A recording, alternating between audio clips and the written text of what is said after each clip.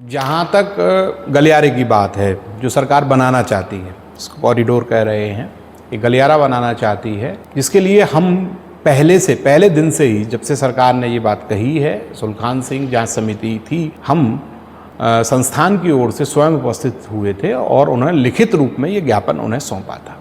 ब्रज संस्कृति शोध संस्थान की ओर से ये लिखित ज्ञापन उन्हें दिया गया था और हम पहले दिन से ये कहते रहे हैं कि आखिर आपको भीड़ का प्रबंधन करना होगा। आप पूरे वृंदावन को तोड़ डालीजिए, तब भी इस समस्या का कोई समाधान नहीं होने वाला है।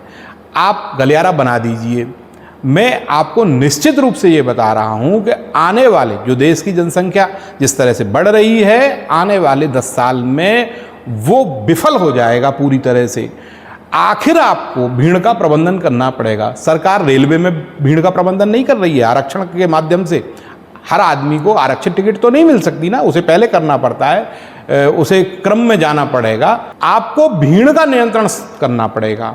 आप कितने भी बड़े इस पूरे आखिर में क्या होगा, आप पूरे वृंदावन को धीरे धीरे करके तोड़ डालेंगे, जो है उससे इस भीड़ का प्रबंधन नहीं हो सकता। आपको भीड़ का प्रबंधन ही करना होगा। हम बार बार कहते रहे हैं कि आप भीड़ का प्रबंधन करिए। आप उल्टा काम कर रहे हैं। आप इस प्राचीन शहर को तोड़ करके ख़त्म करना चाहते हैं। आप यहाँ की कुंज गलियों को ख़त्म करना चाहते हैं। आप यहाँ का जो शहर का जो भूगोल है, जो पौराणिक भूगोल है, उसे भी आप बदल देना चाहते हैं। तो आप ये विचार तो करिए कि जब सरकार के पास में ट्रेनें नहीं हैं, आरक्षण की एक सुविधा है आज के आधुनिक माध्यम से, आप भीड़ प्रबंधन में उस तकनीक को क्यों नहीं अपनाना चाहते हैं? आप उल्टी बात कर रहे हैं। आप शहर को चौड़ा कर देना चाहते हैं। आप पर्यटन केंद्र में उसे बदलना चाहते हैं। आप तीर्थ का जो भाव है वो निश्चित रूप से हिंदू जीवन चर्या का तप, त्याग, तपस्या, दान, स्नान, उस भाव पे आधारित है। और पर्यटन सैर सपाटा है, वो पूरी तरह से एक भौतिक विचार है। आप दोनों को मिला देना चाहते हैं। उसके पीछे कारण ये है कि आप पूरे देश में ये कर रहे हैं, जहाँ कॉरिडोर बने हैं, जहाँ ऐसे गलियारे बने हैं, क्या भीड़ का नियंत्रण वहाँ हो गया है? आखिर वहाँ पे भी आज भी आपको लाइन लगवानी पड़ रही है। तो ये तो निश्चित बात है कि आप बांके बिहारी मंदिर का यदि गलियारा बना भी देंगे तो 5 और 7 साल के आने वाले समय में वो विफल हो जाएगा, वो कोई काम का नहीं रहेगा। तो आप ये विचार तो करिए कि आपको अंत में जाकर के भी भीड़ का ही नियंत्रण करना ही होगा। जिस तरह से भारत की जनसंख्या है, ये एक सामान्य सी बात सरकार को समझनी चाहिए। इतने लोगों को विस्थापित करने पे सरकार तुली हुई है। ये बहुत गंभीर मामला है। और सबसे बड़ी बात ये है कि जब बांके बिहारी मंदिर के गोस्वामी ये कह रहे हैं कि साहब हमारा इस जगह से कोई हट नहीं है, बांके बिहारी निधिवन से लेकर के और अन्य कई जगह स्थान बदल चुके हैं। विग्रह जो बांके बिहारी महाराज की है वो चल विग्रह है, यानी कि आप काशी विश्वनाथ की विग्रह से उसकी तुलना नहीं कर सकते हैं। वो चल विग्रह है और आज भी प्रतिदिन मंदिर में सुबह और शाम वो आंगन में आते हैं और गर्भगृह में जाते हैं। तो वो तो उन्हें कहीं भी ले जाया जा सकता है।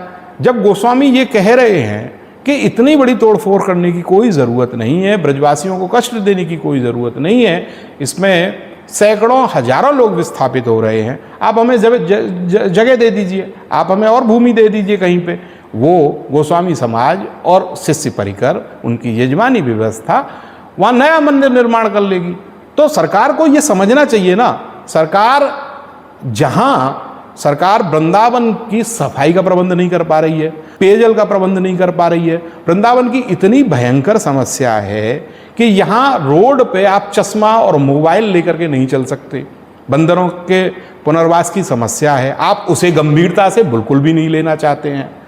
आप यातायात के जाम की जो व्यवस्था है, यहाँ इतना जाम है, आप ई रिक्शाओं को ना नियंत्रित कर रहे हैं, ना रोक लगा रहे हैं, उनकी भी आप नहीं सुनना चाहते हैं। आप ये चाहते हैं कि एक गलियारा बना दिया जाए और वो भी मंदिर के पैसे से बना दिया जाए और जिससे अपनी पीठ ठोकी जाए। तीर्थ का अर्थ स्नान से होता है, जल से होता है। यमुना का पवित्र स्नान मथुरा, वृंदावन और गोकुल, जहाँ यमुना जीवन दायिनी शक्ति के रूप में पूरे ब्रज में प्रवाहित होती है और उसका धार्मिक महत्व भी है। यहाँ तीर्थयात्री अनादिकाल से आके स्नान करते रहे हैं, उनके घाटों का वैभव था, उसके स्नान का महत्व था, वो सब खत्म हो गया। बरसों से वो स्नान बंद हो गया। आप यमुना ना तो शुद्धिकरण के बारे में कुछ सुनना चाहते हैं, ना कुछ करना चाहते हैं। आप तीर्थ में, आप तीर्थ विकास की बात कर रहे हैं, आप तीर्थ का जो मुख्य स्नान है उसे ही नहीं आप प्रारंभ करा पा रहे हैं। मैं ये कहना चाहता हूँ कि उत्तर प्रदेश सरकार को तीर्थ संरक्षण वाली दृष्टि रखनी होगी। आप तीर्थ का क्या विकास करना चाहते हैं? भौतिक रूप से तीर्थों का विकास आप आधुनिक सुख सुविधाएं जुटा करके, इन्हें पिकनिक स्पॉट बना करके नहीं कर सकते। उससे बहुत गहराई में जाकर के हिंदू जीवन मूल्य प्रभावित होंगे। आज भले ही सरकार को, सामान्य जन को ये बहुत अच्छा लगता हो, परंतु सने सने जिस तरह से धाल मेल पर्यटन का आप आस्था के साथ में करते जा रहे हैं, उससे कुछ वर्षों बाद हिंदू जीवन मूल्य बहुत ही गहराई में जाकर प्रभावित होंगे और उसके जो परिणाम होंगे वो बहुत घातक होंगे। ये हमें समझना होगा, यह संस्कृति का प्रश्न है। उत्तर प्रदेश राज्य सरकार बांके बिहारी न्यास का गठन करना चाहती है, उसे वो है पूरी तरह से सरकारी न्यास बना रही है। उसके गठन के अधिकार उसी के पास होंगे। सरकार ये बार बार कह रही है कि हमारे पास में इसमें कोई दखल हम लोग नहीं दे रहे हैं, सरकार का कोई दखल नहीं होगा, पर ये एक भ्रम है, क्योंकि उसमें जो 11 नामित व्यक्ति हैं उनके चयन का और उसके गठन का अधिकार सरकार के पास ही है। और उसमें होगा क्या, सरकार का एक व्यक्ति जिसमें उसे मुख्य कार्यपालिका अधिकारी शायद कहा गया है, वो मुख्य होकर के सरकारी अधिकारी पूरा मंदिर चलाएगा और जिससे मंदिर की प्राचीन परंपराएं ध्वस्त हो जाएंगी निश्चित रूप से। सरकार कह रही है कि हम 3 वैष्णव संप्रदायों के प्रतिनिधियों को रखेंगे, 3 गैर वैष्णव संप्रदायों के व्यक्तियों को रखेंगे, 3 भारत की अन्य धार्मिक संप्रदायों के व्यक्तियों को यहाँ रखेंगे। तो मैं ये कहना चाह रहा हूँ कि यहाँ पे भारत के जो राजनीतिक हैं वो वैष्णव संप्रदायों के आचार्यों से कहीं ज़्यादा होशियार और कुशल हैं। शंकराचार्य जी जो पुरी पीठ के हैं वो कई बार कहते भी हैं कि यहाँ हर पार्टी ने अपने महंत, अपने शंकराचार्य बना रखे हैं।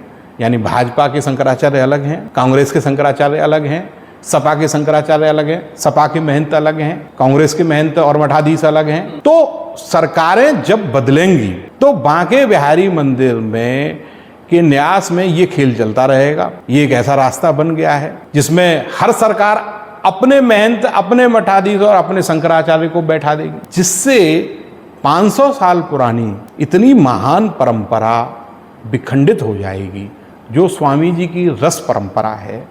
अन्य वैष्णव संप्रदायों से भी वह इतर है, वहाँ विधि निषेध नहीं माना जाता। जैसे अन्य वैष्णव संप्रदायों में एकादशी का जो विचार है वो बिहारी जी में नहीं है, वो वहाँ रसवादी संप्रदाय है। इस चीज़ की गंभीरता को सरकार नहीं समझ रही है और उस परंपरा को विखंडित करने जा रही है। ये बेहद दुख की बात। धर्म की आवाज चैनल को सब्सक्राइब अवश्य करें।